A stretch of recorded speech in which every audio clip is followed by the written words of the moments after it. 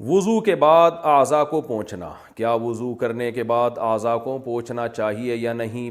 پونچھنا چاہیے، پونچھنا چاہیے، یہ پتہ نہیں کس طرح سے لکھا ہوا ہے۔ ایک شعر یاد آ رہا ہے، بلال انصاری نے یہ سوال پوچھا ہے انڈیا سے، شعر یاد آ رہا ہے پونچھنے سے۔ ہم نے 9th کلاس میں تھے تو ہمارے ٹیچر نے شعر سنایا تھا، ان کے دستے نازک کے لیے بھیجی تھی جو پونچھی، خبر پہنچی تو یہ پہنچی کہ پونچھی نہیں پہنچی۔ اس کو شاعر نے کہا ان کے دستے نازک کے لیے بھیجی تھی جو پونچھی، خبر پہنچی تو یہ پہنچی کہ پونچھی نہیں پہنچی۔ یعنی شاعر بیچارہ جل رہا ہے، کڑ رہا ہے۔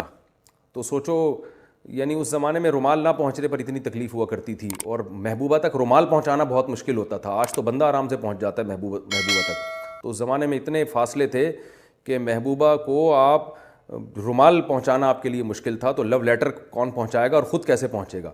اور آج محبوبہ پہلے پہنچی ہوئی ہوتی ہے، بندہ لیٹ پہنچ رہا ہوتا ہے۔ یہ حالات ہو چکے ہیں۔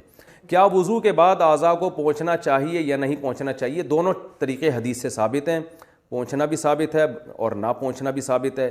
تو بعض علماء کہتے ہیں نہ پونچھنا زیادہ بہتر ہے، اس میں وضو کے آثار دیر تک رہتے ہیں، یعنی وضو کی تازگی زیادہ دیر تک رہتی ہے، لیکن جائز ہے۔ بہرحال الجھن ہوتی ہے بعض دفعہ، نماز میں دل نہیں لگتا، پانی ٹپک رہا ہوتا ہے، تو پونچھ بھی سکتے ہیں، کوئی اتنا بڑا ایشو نہیں ہے۔ کیا اٹیچ باتھ روم میں وضو کی دعائیں پڑھ سکتے ہیں؟ اٹیچ باتھ روم میں وضو کی دعائیں نہ پڑھیں تو اچھا ہے۔ ویسے بھی وضو میں کوئی لمبی چوڑی دعائیں نہیں ہیں، صرف ایک ہی دعا ہے، اللہم اغفر لی ذنبی ووسع لی فی داری وبارک لی فی رزقی۔ اس کے علاوہ جو لمبی چوڑی دعائیں ہیں نا وضو میں، ہاتھ دھوتے ہوئے یہ، منہ دھوتے ہوئے یہ، قلی کرتے ہوئے یہ کسی بھی مستند روایات سے، حدیث سے ثابت نہیں ہے۔ وضو میں چہرہ دھونے کی کیا حدود ہیں؟